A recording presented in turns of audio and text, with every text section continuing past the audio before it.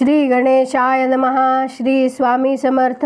आज आपण चौथ्या खंडातल्या उत्तरकांडाचा 65वा सर्ग वाचूया. लवणासूर मारला गेल्यावर इंद्र आणि अग्नी आदी देव येऊन शत्रूंना संताप देणाऱ्या शत्रुघ्नाला अत्यंत मधुर वाणीने म्हणाले, वत्सा, भाग्याची गोष्ट ही की तुला विजय प्राप्त झाला आणि लवणासूर मारला गेला. उत्तम व्रताचं पालन करणाऱ्या पुरुषसिंहा पाहिजे तो वर माग. महाबाहो, आम्ही सर्वजण तुला वर देण्यासाठी इथं आलो आहोत. तुझा विजय व्हावा हीच आमची इच्छा होती. आमचं दर्शन अमोघ आहे. देवांचे हे वचन ऐकून मनाला ताब्यात ठेवणारा शूरवीर महाभाऊ शत्रुघ्न मस्तकावर ओंजळ बांधून म्हणाला, देवांनो, ही देवनिर्मित रमणीय मधुपुरी लवकरच मनोहर राजधानीच्या रूपात रूपांतरित व्हावी, हाच माझ्या दृष्टीनं श्रेष्ठ वर आहे. तेव्हा देव त्या रघुनंदन शत्रुघ्नाला प्रसन्न होऊन म्हणाले, वाह वाह, असंच होवो. ही रमणीयपुरी निसंदेहानं शूरवीरांच्या सेनेनं संपन्न होईल. असे म्हणून महामनस्वी देव त्यावेळी स्वर्गात निघून गेले. महातेजस्वी शत्रुघ्नाने देखील गंगा तटावरील आपली सेना बोलावून घेतली. शत्रुघ्नाचा आदेश होताच ती सेना त्वरेने आली. शत्रुघ्नाने श्रावण मासात ती पुरी वसविण्यास प्रारंभ केला. मग 12 वर्षांच्या कालावधीत ती पुरी तसेच शूरसेनेचे ते जनपद पूर्णपणाने वसले. तेथे कोठेही कोणापासूनही भय नव्हते. तो देश दिव्य सुखसुविधांनी संपन्न होता. तेथील शेते पिकांनी हिरवीगार झाली होती. इंद्र तेथे युक्ताकाली पाऊस पाडू लागला. शत्रुघ्नाच्या बाहुबलाने सुरक्षित असलेली ती मधुपुरी निरोगी तसेच वीर पुरुषांनी भरलेली होती. ती पुरी यमुनेच्या तटावर अर्धचंद्राकार वसलेली होती. अनेक सुंदर घरांनी, चौकांनी, बाजारांनी तसेच गल्ल्यांनी ती शोभायमान झाली होती. तिच्यात 4 वर्णांचे लोक वास करीत होते. नाना प्रकारचे व्यापार उदीम तिची शोभा वाढवित होते. पूर्वकाळी लवणासुराने ज्या विशाल गृहांची निर्मिती केली होती त्यांना रंगसफेदी करून नाना प्रकारच्या चित्रांनी सुशोभित करून शत्रुघ्नाने त्यांची शोभा वाढविली. अनेक उद्याने आणि विहारस्थळे सगळीकडून त्या पुरीला सुशोभित करीत होते. देवांशी आणि मानवांशी संबंध ठेविणारे अन्य शोभनीय पदार्थही त्या नगरीची शोभा वाढवित होते. नाना प्रकारच्या क्रय विक्रय योग्य वस्तूंनी सुशोभित असलेली ती दिव्यपुरी अनेक देशातून आलेल्या वाणी व्यापाऱ्यांनी सुशोभित दिसत होती.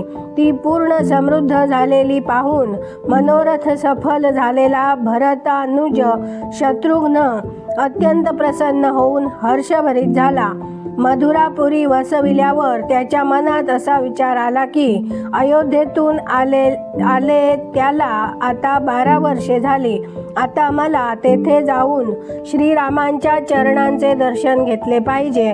अशा प्रकारे नाना प्रकारच्या माणसांनी भरलेली ती देवपुरीप्रमाणे मनोहर मधुपुरी वसवून रघुवंशाची वृद्धी करणारा राजा शत्रुघ्नाने आता श्री रघुनाथांच्या चरणांचे दर्शन घेण्याचा विचार केला.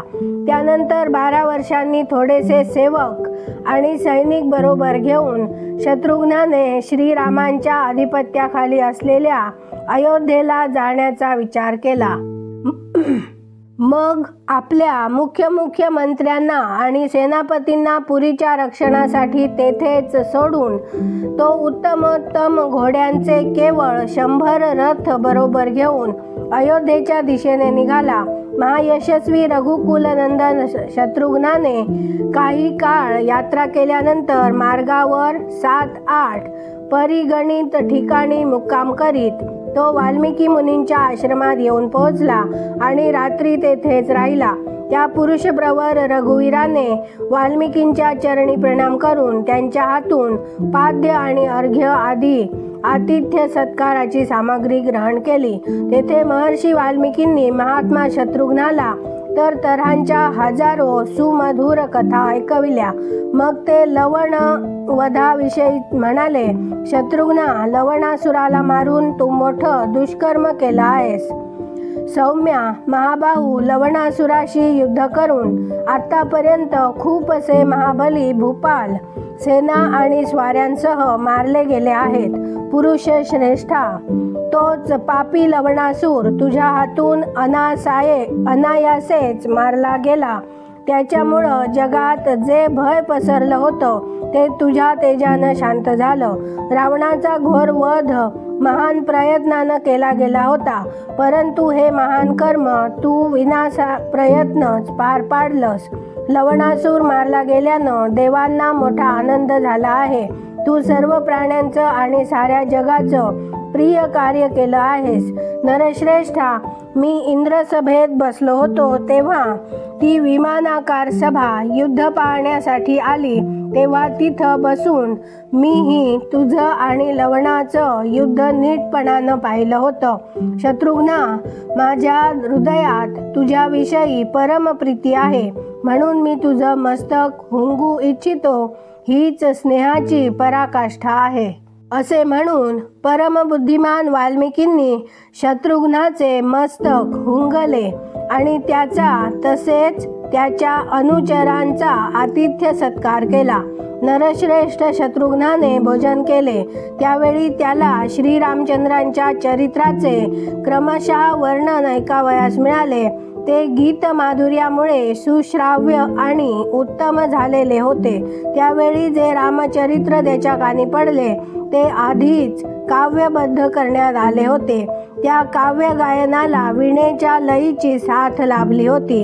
हृदय, कंठ आणि मूर्धा या 3 स्थानांमध्ये मंद्र, मध्यम आणि तारस्वरांच्या भेदांनी ते उच्चारण्यात येत होते. संस्कृत भाषेत रचलेले ते काव्य व्याकरण, छंद, काव्य आणि संगीत शास्त्राच्या लक्षणांनी समृद्ध होते आणि गाण्याला उचित अशा तालावर गायलेले गेले होते.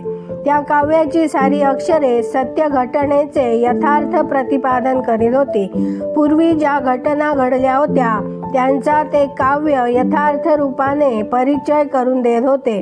ते अद्भुत काव्य गायन ऐकून पुरुषसिंह शत्रुघ्न मूर्छित झाला. त्याच्या डोळ्यातून अश्रूंच्या धारा वाहू लागल्या. 2 घटकापर्यंत निचेष्ट झाल्यासारखा वारंवार दीर्घ श्वास घेत पडून राहिला. त्या गायनात त्याला घडलेल्या घटना जणू वर्तमान कालाप्रमाणे समोर घडतात असे वाटावे अशा ऐकावयास मिळाल्या. राजा शत्रुघ्नाचे जे अनुयायी होते ते देखील ती गीत संपदा ऐकून दीन आणि नतमस्तक होऊन म्हणाले, ही तर मोठी आश्चर्याची गोष्ट आहे. शत्रुघ्नाचे जे सैनिक तेथे हजर होते ते परस्परांना म्हणू लागले, हे काय आहे? आपण कुठं आहोत? आपण इथं एखादं स्वप्न तर पाहत नाही ना? ज्या गोष्टी आपण पूर्वी डोळ्यांनी पाहिल्या आहेत त्याच या आश्रमात जशाच्या तशा ऐकतो आहोत. हा उत्तम गीतबंध आपण स्वप्नात ऐकतो आहोत की काय? मग अत्यंत विस्मयचकित होऊन ते शत्रुघ्नाला म्हणाले, नरश्रेष्ठा, तुम्ही याविषयी मुनिवर वाल्मिकींनाच सविस्तर विचारावं. शत्रुघ्न कुतूहलाने भरलेल्या त्या सर्व सैनिकांना म्हणाला, मुनींच्या या आश्रमात अशा अनेक आश्चर्यजनक घटना होत राहतात. त्यांच्याविषयी त्यांच्याजवळ काही चौकशी करणं आपल्या दृष्टीनं उचित नाही. कुतूहलवश होऊन महामुनी वाल्मिकींना या गोष्टींविषयी विचारणं उचित ठरणार नाही असे आपल्या सैनिकांना सांगून रघुकुलनंदन शत्रुघ्न महर्षींना प्रणाम करून आपल्या निवासस्थानी निघून गेला. इथे 65वा सर्ग पूर्ण झाला. उद्या आपण 66वा सर्ग वाचूया.